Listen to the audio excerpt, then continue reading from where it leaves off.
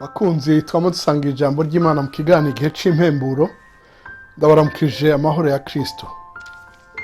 Ijambo dusangira mu gitabo cyo Kuvayo, igice ca mbere cose, igitabo kigira kabiri mu isezerano rya kera. Umutwe w'amajambo uravuga ngo abise bagwirira muri Egiputa. Aya niyo mazina ya bene Isirayeli bagiye muri Egiputa bajanye na Yakobo. Umwe wese ajana nawo mu rugo rwiwe, Reubeni na Simiyoni na Lewi na Yuda na Isakari na Zebuloni na Benyamini na Dani na Nafutali na Gadi na Asheri. Abantu bose bandurutse mu rura rwa Yakobo bari 70. Hakora Yosefu yari asanzwe ari muri Egiputa. Nuko Yosefu arapfa, n'abo bavukana bose barapfa, bo n'urunganwe rwose rw'ico gihe.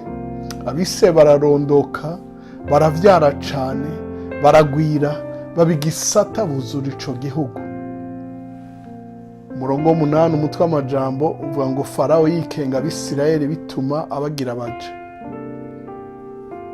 Nuko muri Egiputa hima uwundi mwami atigeze kumenya ivya Yosefu, maze abarira abantu biwe ati raba Abisirayeli bahindutse ihanga riruta mu bwinshi, rituruta mu bwinshi riturusha n'inkomezi.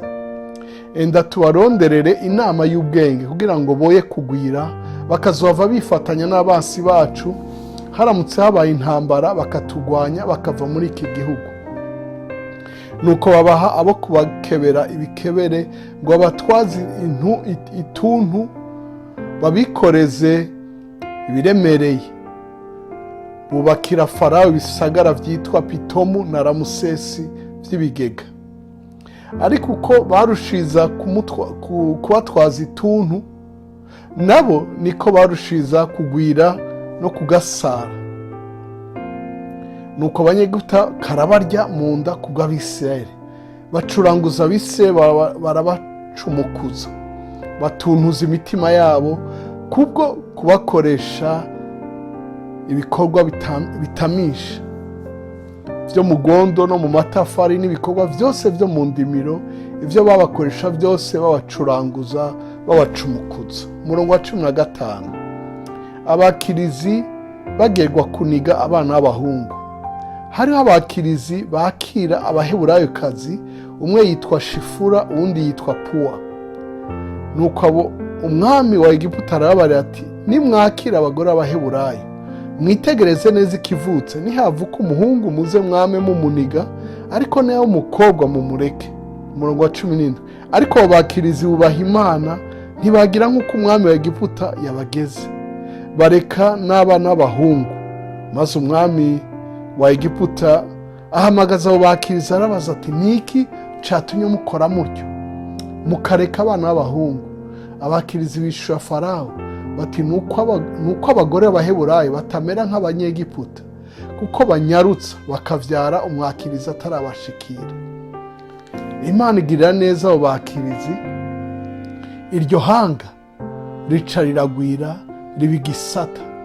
Kandi kuko abakirizi bubasha Imana ibaha uruvyaro, Farao araheza abarira abantu biwe bose ati umuhungu wese azovuka muze mumute mu ruzi, ariko umukobwa mumureke.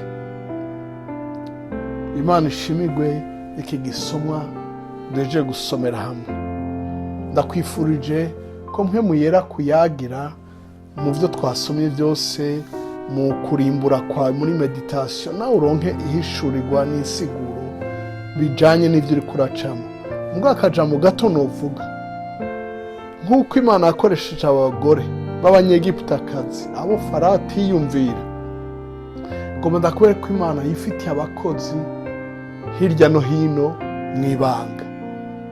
Hariho kugutabara, hariho kukugirira neza Imana yashize ku nzira yawe. Ureme, uyizigire, wubaha Imana.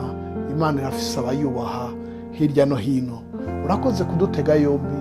Ugira umunsi mwiza, ibihe vyiza aho uherereye hose. Uragahezagirwa n'umwami wawe. Urakoze.